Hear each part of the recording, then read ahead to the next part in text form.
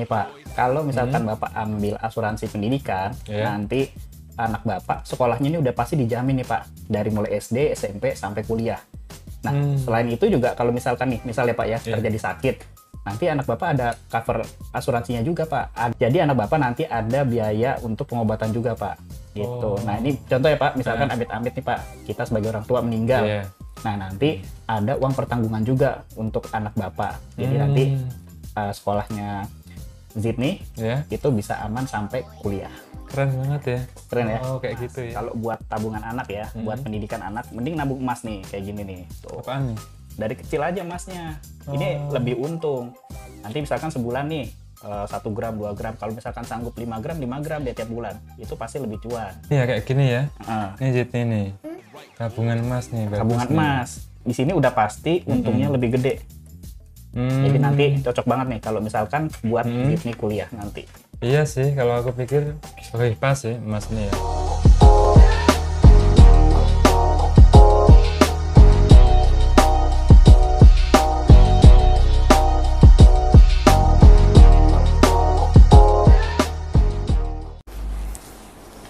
Cut.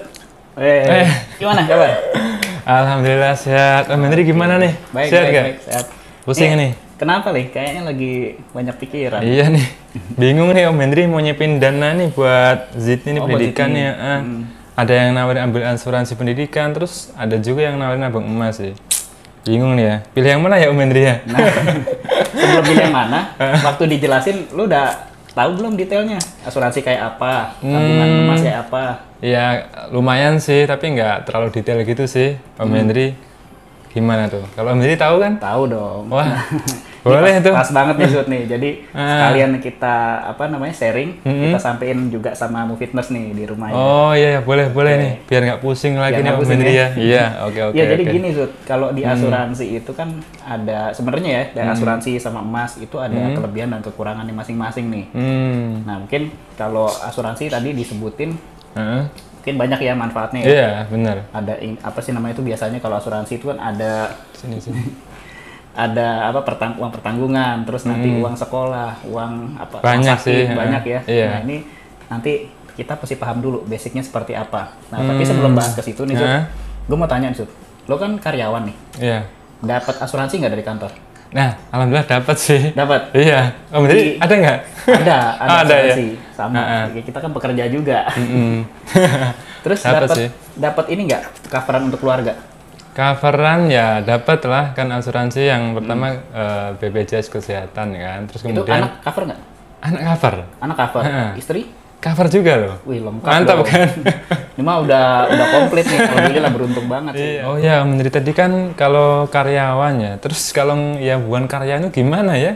Nah ini dia nih yang bukan karyawan, makanya Iya. di sini pentingnya asuransi nih Zut. Jadi oke. kalau gue nih kalau untuk mempersiapkan keuangan ya atau perencanaan keuangan buat keluarga terutama, yang paling utama itu proteksi dulu.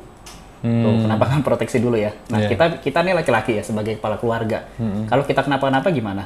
Misalkan ya meninggal atau misalkan sakit keras kayak gitu ya, udah keluarga terbengkalai, kita nggak bisa Iya kasih sih. apa-apa gitu kan? Karena kita yang sebagai Ya kepala keluarganya kan. benar. Gitu. Benar. Nah, Oke, jadi oke.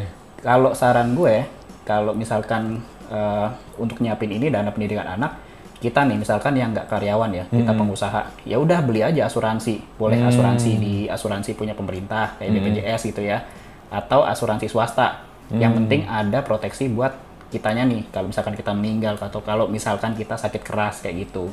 Berarti ini ya, Om Hendri memang perlu ya. Perlu banget. Karena memang ya itu tadi sih, prediksinya seandainya kita kenapa-kenapa gitu kan ya. Terus nggak ada yang meneruskan, oke.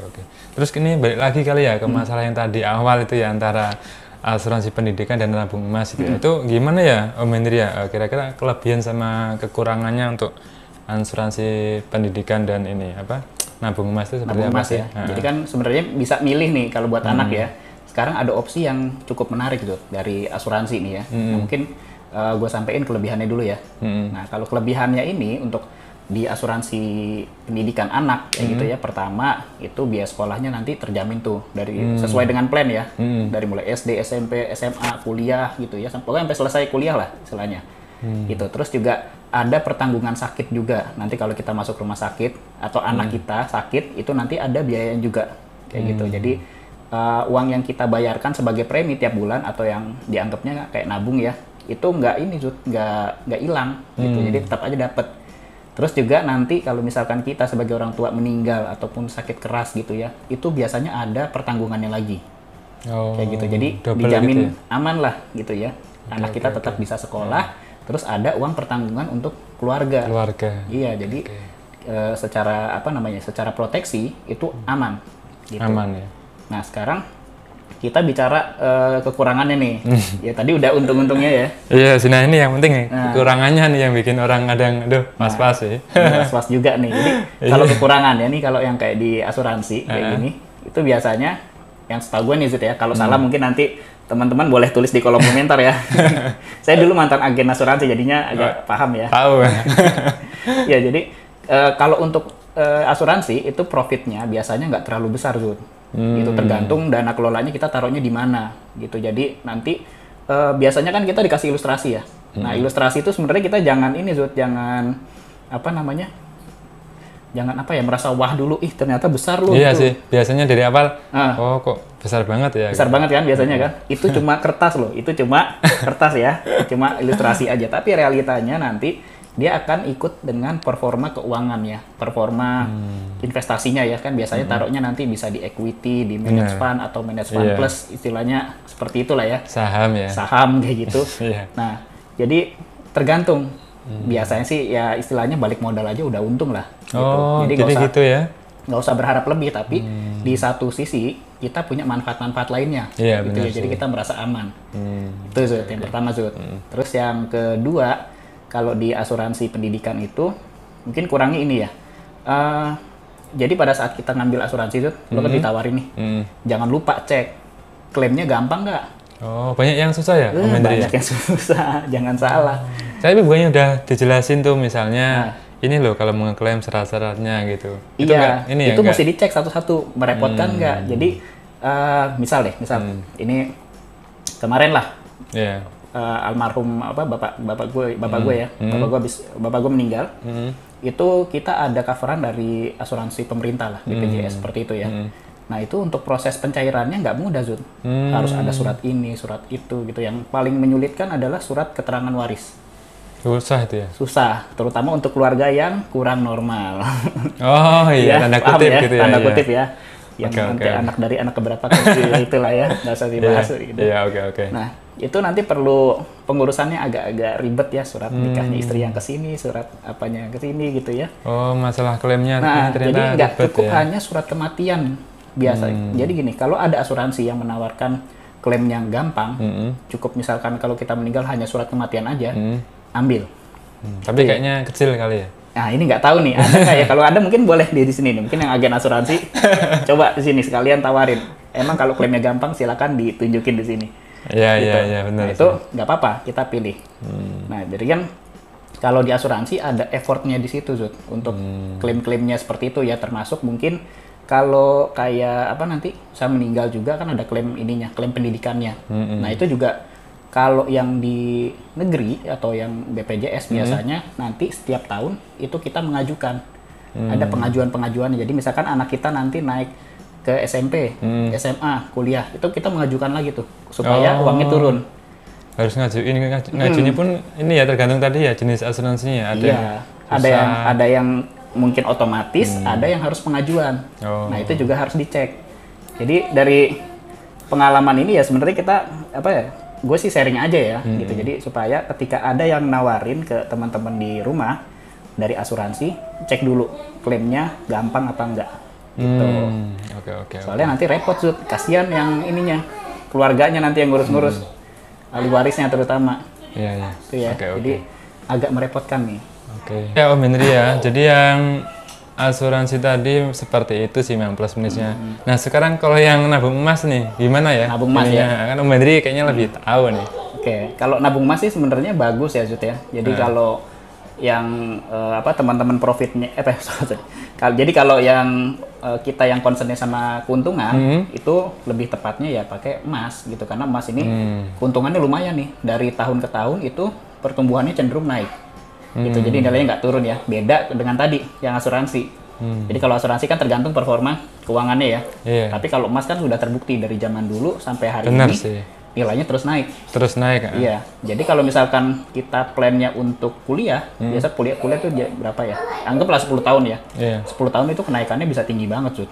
Bener sih, kalau emas sih. Nah sekarang kalau dari 10 tahun terakhir nih Zud ya, secara grafik, gue punya grafiknya contoh ini, nanti munculin di sini ya, di gambar.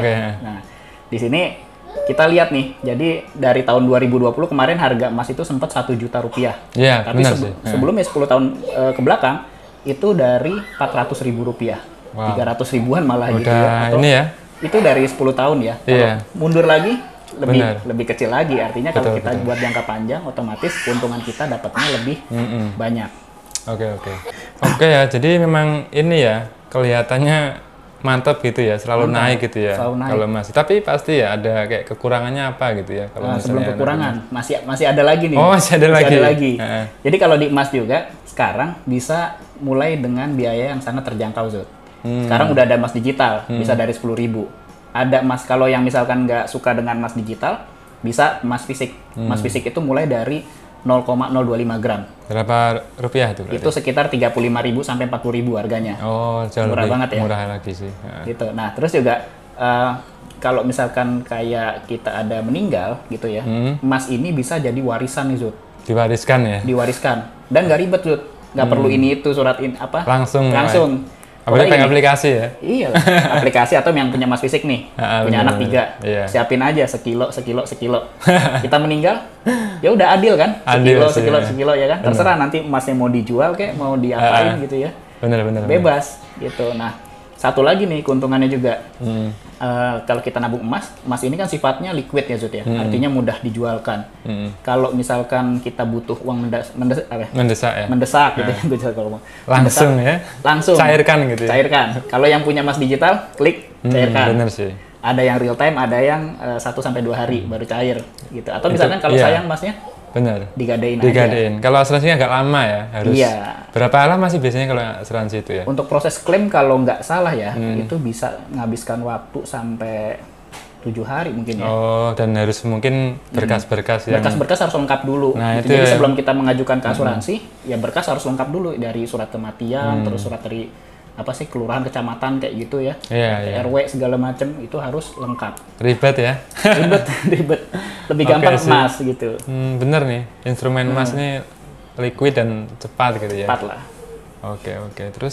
Terus ada ini sih, kekurangannya juga. Oh, kita belum bahas ya? Iya, belum sih, biar agak fair gitu ya. Pasti ada kekurangannya gitu kan. Gimana tuh, Om? Kalau kekurangannya udah jelas kalau misalkan kita hanya nabung emas nih, itu kita nggak punya manfaat-manfaat tadi tuh. Oh iya, ya. Benar. Jadi kalau seandainya kita lagi nabung nih, Zud, baru terkumpul, target kita 1 kilo lah, baru terkumpul 100 gram. Meninggal tengah jalan. Oh iya sih. Habis semua ya, plannya berantakan semua. Iya, karena ya cuma 100 gram ya udah itu yang akan dipakai untuk keluarga kita. Iya benar. Iya kan, selesai, nggak ada lagi.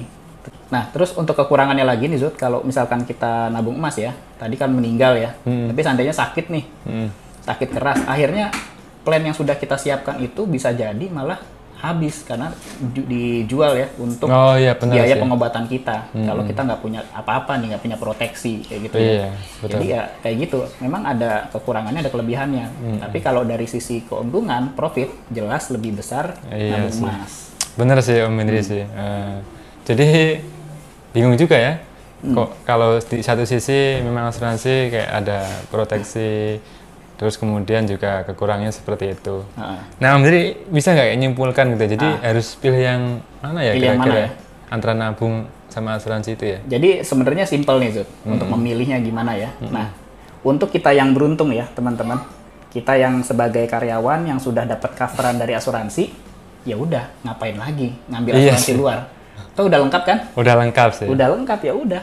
ngapain nambah-nambahin lagi, jadinya nggak efektif kecuali ada manfaat lain yang mau lo ambil Zul. Manfaat misalkan ada sakit kritis, terus manfaat pertambahan bukan pertambahan, uang pertanggungan yang lebih tinggi misalkan, ya itu boleh-boleh aja. Tapi kalau udah dapat dari kantor ngapain? Benar sih. Mendingan sekarang lo nabung emas karena udah lengkap kan? Iya, mungkin yang nggak kantoran kali ya Om Hendri. Nah, yang nggak kantoran. Pedagang-pedagang itu perlu berarti ya? Perlu. Jadi istilahnya gini, bagi yang nggak kantoran, yang pedagang, yang pengusaha gitu ya, itu tadi seperti yang gue bilang Zud, minimal beli satu proteksi, entah dari asuransi swasta ataupun asuransi pemerintah. Yang penting itu untuk kitanya dulu nih sebagai kepala keluarga gitu ya. Tapi kalau untuk masalah preminya lebih murah pemerintah ya? Premi jelas, ya.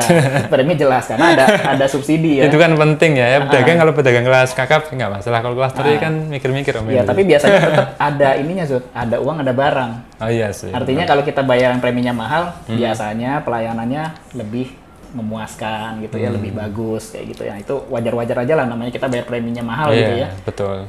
Kayak gitu. Jadi ya itu nanti kembali lagi disesuaikan sama kebutuhan kita. Jadi kalau misalkan untuk yang kayak pengusaha dan pedagang yang tidak dapat proteksi gitu ya, karena kan kita cari uang sendiri ya, ya udah kita beli sendiri manfaat asuransinya.